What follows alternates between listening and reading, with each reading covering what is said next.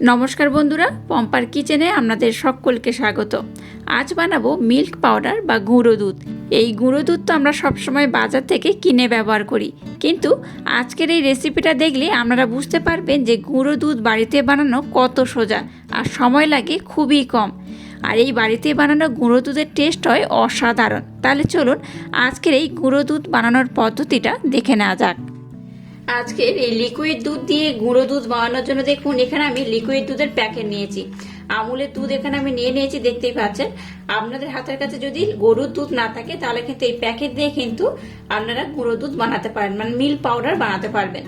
তো গরুর দুধ দিয়ে সবাই কম বেশি বানায়, তো আমি আজকে আপনাদেরকে দেখাবো এই যে প্যাকেট দুধ, মানে যাদের হাতের কাছে গরুর দুধ নেই তারা কি করবেন, এই আমুলের প্যাকেট দুধ নিয়েও কিন্তু মিল্ক পাউডার মানে গুঁড়ো দুধ বানাতে পারবেন।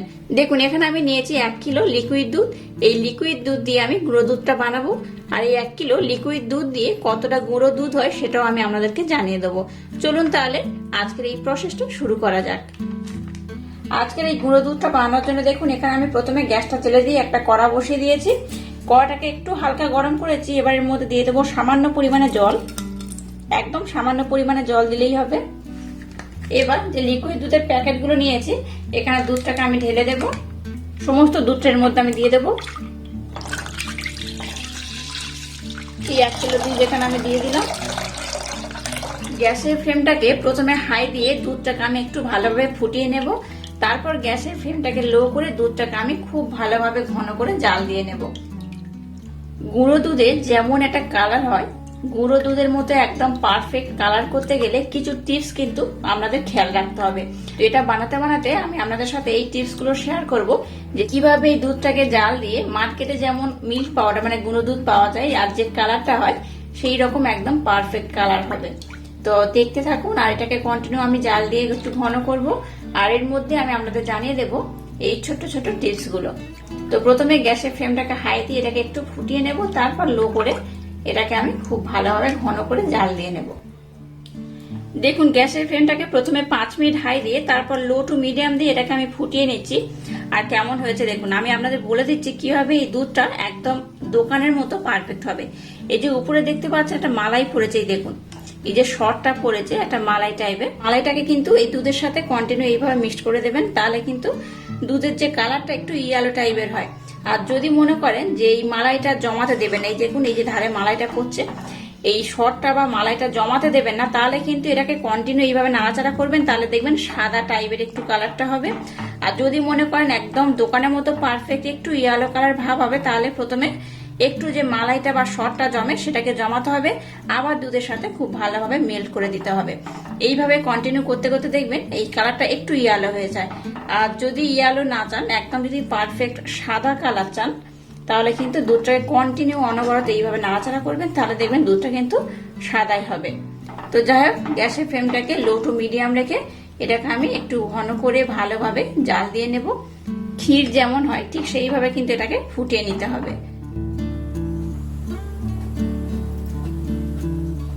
দেখুন উপরে কতটা দুধের সর জমে গেছে, বা দেখুন মালাইটা কতটা জমেছে দেখতেই পাচ্ছেন। এই দেখুন এবার এটাকে আমি আবার দুধের সাথে এইভাবে মেল্ট করে দেব। কন্টিনিউ এইভাবে কিন্তু এই মাওয়াগুলোকে দুধের সাথে মেল্ট করে দেবেন। দেখবেন একদম বাজারে মিল্ক পাউডার যেমন পাওয়া যায় বা যেমন কালার হয় ঠিক সেই রকমই হবে, আর খুব সুন্দর টেস্ট হবে। তো এইভাবে কন্টিনিউ নাড়াচাড়া করতে করতে এটাকে আমি ক্ষীর বানিয়ে নেব। দেখুন কন্টিনিউ কিন্তু এইভাবে আমি মাওয়া বানিয়ে নিচ্ছি, মানে যে শর্টটাটা হয় সেইভাবে বানিয়ে নিচ্ছি। আর এইভাবে কিন্তু কন্টিনিউ নাড়াচাড়া করছি। দেখতেই পাচ্ছেন কতটা ঘন হয়ে গেছে। আর যত এইভাবে মাওয়া বা শর্টটা বানিয়ে নেবেন, আজকে যে মিল্ক পাউডারটা বানাবো দুর্দান্ত টেস্ট হবে। দেখুন অনেকটা ঘন হয়ে গেছে। এইভাবে কন্টিনিউ জাল দিয়ে দিয়ে কিন্তু আমি এটাকে দেখুন ক্ষীরে পরিণত করে নিয়েছি। এই দেখুন কতটা ঘন হয়েছে, দেখুন দেখতেই পাচ্ছেন কতটা ঘন হয়ে গেছে। আর খুব একটা বেশি সময় লাগবে না। আরো 5 মিনিট যদি আমি এইভাবে গ্যাসের ফ্লেমটাকে লো টু মিডিয়াম রেখে ফুটিয়ে নিই, তাহলে কিন্তু এটা একদম গুঁড়ো দুধ বানানোর জন্য পারফেক্ট হয়ে যাবে। 5 মিনিট পর আমি আপনাদের সাথে নেক্সট স্টেপ শেয়ার করবো আর দেখিয়ে দেবো এই ঘনত্বটা কেমন হলে আজকের মিল্ক পাউডারটা একদম দুর্দান্ত হবে আর দোকানের মতো একদম পারফেক্ট হবে। দেখুন এটা কতটা সর হয়ে গেছে দেখতেই পাচ্ছেন। এটা কিন্তু একদম ভালোভাবে হয়ে গেছে দেখতেই পাচ্ছেন। একদম যেমন ক্ষীর হয় সেইভাবে কিন্তু ক্ষীর বানিয়ে নিয়েছি। আর এই দেখুন এবার আমি গ্যাসের ফ্লেমটাকে বন্ধ করে দিলাম। এটাকে আমি বন্ধ করে দিয়েছি। আর দেখুন এটা কতটা মাখো মাখো হয়েছে, এই দেখুন, দেখতেই পাচ্ছেন, এই দেখুন একদম কিন্তু ক্ষীর হয়ে গেছে। তো এই রকমটাই আমার দরকার। চলুন এবার নেক্সট স্টেপ আমাদের সাথে শেয়ার করা যাক। এবার দেখুন একটা নর্মাল থালা এখানে নিয়ে নিয়েছি। এখানে ঘি কিংবা তেলের প্রলেপ দেওয়ার দরকার নেই, জাস্ট এমনি নর্মাল থালা হলেই হবে। এবার যে ক্ষীরটাকে বানিয়ে নিয়েছি সেটাই থালার মধ্যে আমি দিয়ে দেব। দেখুন সমস্ত ক্ষীরটাকে আমি নিয়ে নিয়েছি এই পাত্রের মধ্যে। আর এখানে কিন্তু খুব ভালোভাবে এটাকে এইভাবে খেলিয়ে দিতে হবে। একদম থালাটা জুড়ে কিন্তু এটাকে এইভাবে খেলিয়ে বা মেলে দেবেন, তবেই কিন্তু এটা তাড়াতাড়ি শুকোবে। এইভাবে দিয়ে কি করবেন, এটাকে কিন্তু রোদে মেলে দিতে হবে।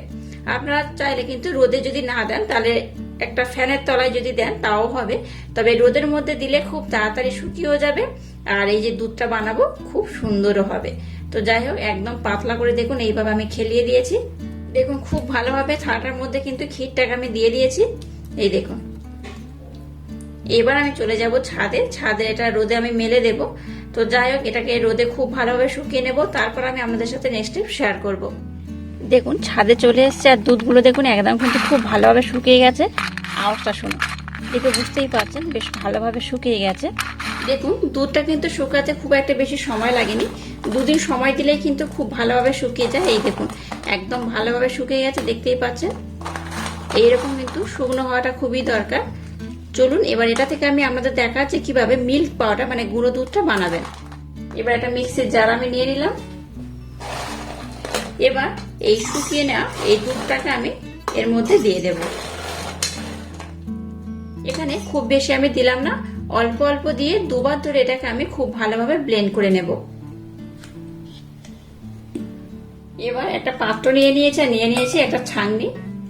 আর দেখুন শুকিয়ে নেওয়া দুধটাকেও আমি খুব ভালোভাবে ব্লেন্ড করে নিয়েছি। এবার এটাকে এই মধ্যে আমি দিয়ে দেব। ছাঁকনির মধ্যে দিয়ে এটাকে খুব ভালোভাবে কিন্তু একবার চেলে নিতে হবে। দেখুন এইভাবে যদি চেলে নেওয়া যায় তাহলে মিল্ক পাউডার যেমন একদম মিহি হয় ঠিক কিন্তু সেই রকমই হবে, কারণ দানা দানা অংশ একটু থাকবে, তো সেটাকে আবারও ব্লেন্ড করতে হবে। আর এটা দেখুন একদম দোকানে যেমন মিল্ক পাউডার পাওয়া যায় ঠিক কিন্তু সেরকমই মিল্ক পাউডার হয়েছে, দেখতেই পাচ্ছেন। তো যাই হোক এইভাবে প্রথমে আমি খুব ভালোভাবে চেলে নেব। আর এখানে যেগুলো দানা দানা অংশ থাকবে সেগুলোকেও আমি আরেকবার খুব ভালোভাবে ব্লেন্ড করে নেব। তো এইভাবে শুকিয়ে নেওয়ার সমস্ত দুধটাকে আমি খুব ভালোভাবে ছাঁকনির মাধ্যমে এইভাবে চেলে নেব। মিক্সির জারটা আমি নিয়ে নিলাম, এখানে আবারও দিয়ে দিলাম। এবার এর মধ্যে দিয়ে দেবো এই চামচে 2 চামচ চিনি। তো মিল্ক পাউডার একটু মিষ্টি মিষ্টি হয় তাই কিন্তু এখানে চিনি ব্যবহার করব। যেহেতু এই মিল্ক পাউডার আমি বাড়িতে বানাচ্ছি তাই কিন্তু মিষ্টির পরিমাণটা বেশি দেবো না, একটু অল্প করেই দেবো। এই 2 চামচ দিয়ে দিলাম। একদম দোকানের মতো যদি খেতে চান তাহলে কিন্তু একটু চিনি এখানে অবশ্যই অ্যাড করতে হবে। আপনারা চাইলে চিনির পরিবর্তে এখানে মিষ্টিরও ব্যবহার করতে পারেন। তো যাই হোক আবার এটাকে আমি খুব ভালোভাবে ব্লেন্ড করে নেব।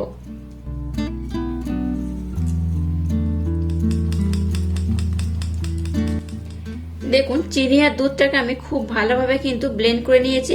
এবার এটাকে আমি একটু ভালোভাবে মিক্সড করে নেব, যেহেতু একদম শেষে আমি চিনিটা ব্যবহার করেছি। তো দেখুন এটা কত সুন্দর হয়েছে। দেখুন বাড়িতে বানানো মিল্ক পাউডার মানে গুঁড়ো দুধের স্বাদই আলাদা হয়। যদি বাড়িতে একবার ট্রাই করেন আমাকে কমেন্ট করে জানাবেন আপনাদের এই বাড়িতে বানানো মিল্ক পাউডারের টেস্ট কেমন হয়েছে, আর আজকের এই রেসিপিটাও আপনাদের কেমন লাগলো। তো আমি আপনাদের বলে দেবো যে 1 কিলো প্যাকেট দুধ ব্যবহার করে এখানে মিল্ক পাউডার কতটা পাওয়া গেল।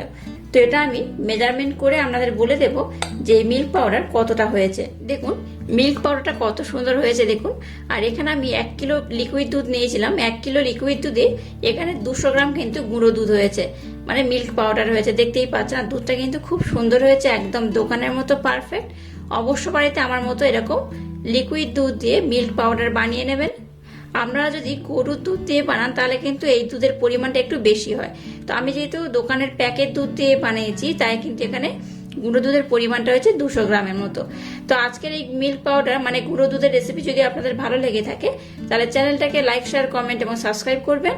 আর পাশে থাকা বেল আইকনটা প্রেস করে দেবেন। তাহলে টাটা, আবার দেখা হচ্ছে নতুন কোনো রেসিপি নিয়ে।